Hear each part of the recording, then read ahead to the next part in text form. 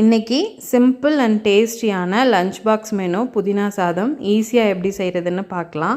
அதுக்கு ஒரு மிக்ஸி ஜாரில் 5 பச்சை மிளகா, 1 இன்ச் இஞ்சி, 3 பல் பூண்டை கட் பண்ணி சேர்த்துட்டு கைப்பிடி அளவு புதினா கூடவே ஃப்ளேவருக்காக கொஞ்சமாக மல்லித்தலை சேர்த்து எல்லாத்தையும் நல்லா ஒரு பேஸ்ட் மாதிரி அரைச்சிக்கலாம்.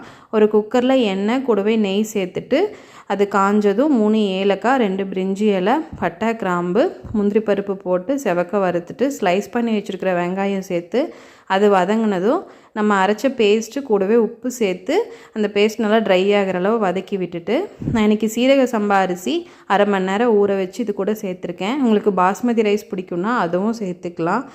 இது கூட நான் 2 கப் தேங்காய் பால், 1 கப் தண்ணி ஊற்றிருக்கேன். 1 கப் அரிசிக்கு 1.5 கப் தண்ணிங்கிறது மெஷர்மெண்ட்டு. நான் இன்றைக்கி 2 கப் அரிசி எடுத்திருக்கேன். இதில் விசில் எதுவும் போடாமல் நம்ம அடிக்கடி கிளறி கொடுத்து நல்லா கெட்டியானதும் இறக்குனா சூப்பரான புதினா ரைஸ் ரெடி ஆகிடும்.